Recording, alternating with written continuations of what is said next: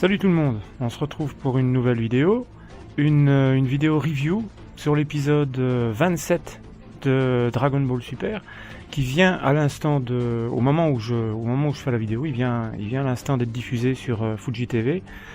Donc j'en profite pour faire directement la review, pour vous donner mes impressions après cet épisode qui vient d'être diffusé.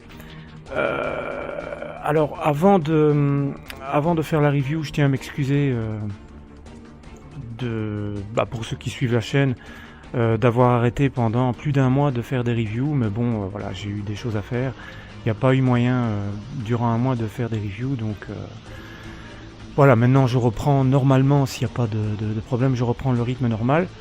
Et donc voilà, donc, je tenais à m'excuser pour ceux qui suivent éventuellement les reviews.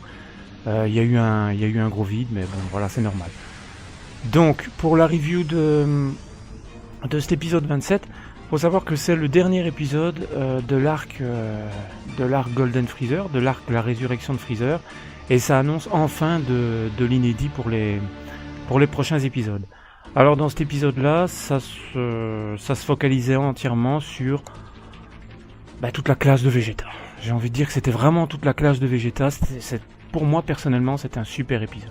Un super épisode bien mieux détaillé que le film. Ben voilà, tout simplement dans cet épisode-là, c'est la fin c'est la fin de Golden Freezer. Vegeta prend le relais, Son Goku a été blessé, il se met de côté, Vegeta prend le relais, se transforme en mode badass Super Saiyan bleu, anciennement Super Saiyan God, Super Saiyan, et il défonce tout, quoi. Il est bien meilleur que dans le film. Pourtant il est badass aussi dans le film, mais ça va beaucoup plus vite dans le film. Et dans cet épisode-là, il est véritablement à son meilleur niveau. Il est vraiment comme on aurait voulu le voir avant, quoi. Il domine Freezer, il lui fout vraiment une branlée mémorable. Donc voilà, c'est pour ça que je trouve que c'est déjà super agréable à voir. Et voilà, pour le côté beaucoup plus détaillé, j'ai vraiment pris beaucoup de plaisir à regarder cet épisode-là parce qu'on se retrouvait vraiment à la bonne ambiance de Dragon Ball Z, où là on avait vraiment des épisodes où ça fightait vraiment. C'était vraiment pas mal, franchement, vraiment très bon épisode qui clôture de belle manière l'arc Golden Freezer et qui nous permettra enfin de voir de l'inédit. Alors dans cet épisode-là également, il y a eu une belle note aussi sur l'explosion de la Terre. Tout bêtement, c'est un passage qui avait été très rapidement bâclé dans le film, où là on avait vraiment l'impression que c'était pas un moment important, alors que dans Dragon Ball Z, moi je me dis que si on avait dû avoir ce genre d'événement là, ça nous aurait pris 2 à 3 épisodes. On aurait vraiment insisté sur l'émotion des personnages, on aurait vraiment insisté sur les catastrophes qui se passaient un petit peu aux 4 coins du globe, on aurait vraiment allongé le truc, et là dans le film ça c'était très rapide, et ici ça a été un petit peu plus détaillé. On a vu des petites images de Videl, des petites images des parents de Bulma, on a vu C18 aussi. On montrait un petit peu comme ça des images avec une musique qui allait bien derrière.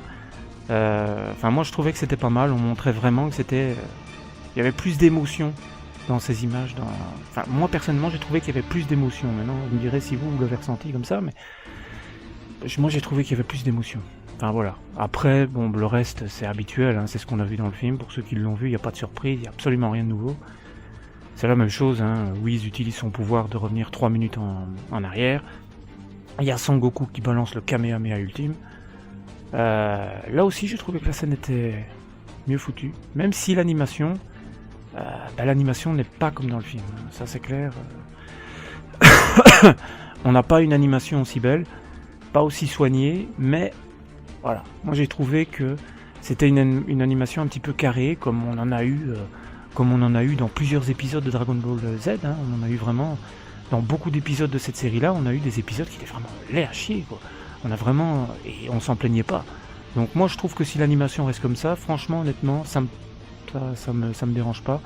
Il y a même des passages qui sont vraiment très bien dessinés, et s'il y a des épisodes qui sont aussi beaux que le film, voilà, quoi. Moi ça me dérange pas. C'est pas une animation qui me dérange, et voilà, pour moi ça peut continuer comme ça.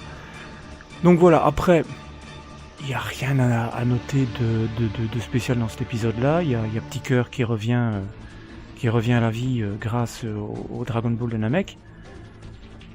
Voilà, à part ça, qu'est-ce qu'il y a à raconter?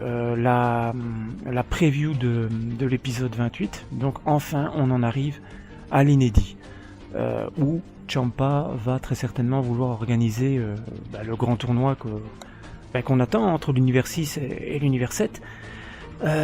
Qu'est-ce qu'on voit dans cette preview? Un seul truc qui m'a intéressé, c'est qu'il va y avoir un petit passage, un petit fight entre Berus et son frère Ciampa. Voilà.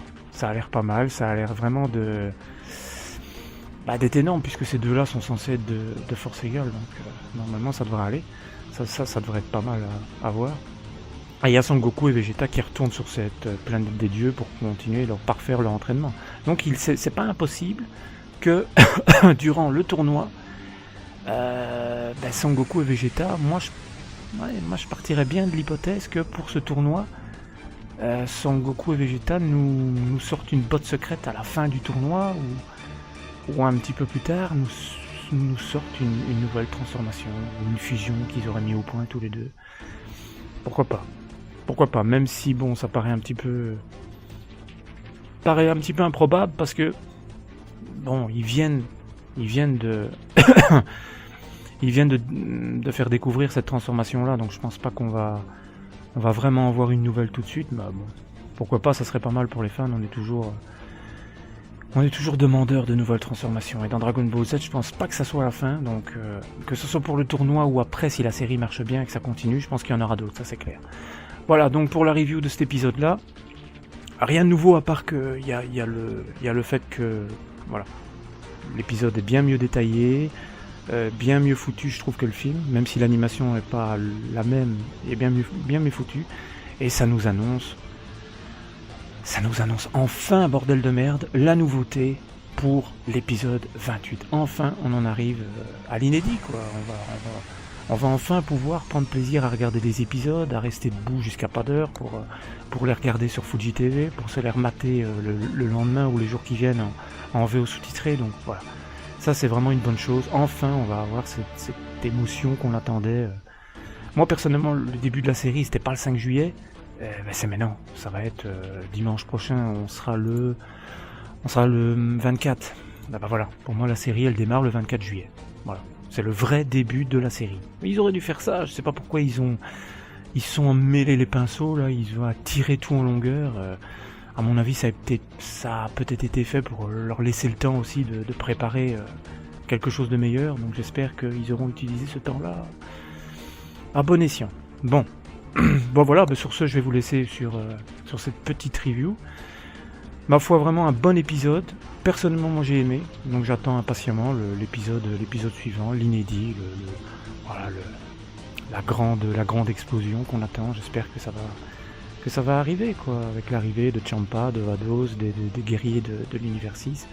Ça va vraiment être bon, même si personnellement, je le répète, je pense que je l'avais déjà dit dans une précédente vidéo, mais je le redis pour ceux qui découvriraient la vidéo, j'espère honnêtement, moi, qu'on aura plus qu'un simple tournoi d'arts martiaux, quoi. Parce que ça me paraît être une idée, voilà, c'est une idée à la Akira Toriyama, ça. Mais bon, ça me paraît un petit peu fourre-tout, quoi. Genre, je sais pas trop quoi raconter comme histoire, donc, tournoi d'arts martiaux.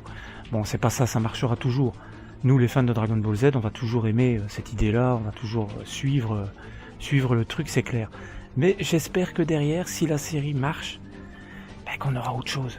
Un grand méchant, une grande bataille, une grande épopée, un espèce de gros truc qui va nous faire hérisser les poils, quoi. Genre le gros truc qui va nous faire voilà, la boule au ventre dès que l'épisode va se terminer.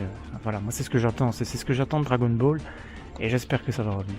Mais ça, bon, j'en reparlerai dans une autre vidéo quand on aura des détails sur les nouveautés qui se profilent dans les semaines à venir. Voilà, sur ce, je vous laisse pour cette review, et à très vite pour une prochaine vidéo. Salut à tous!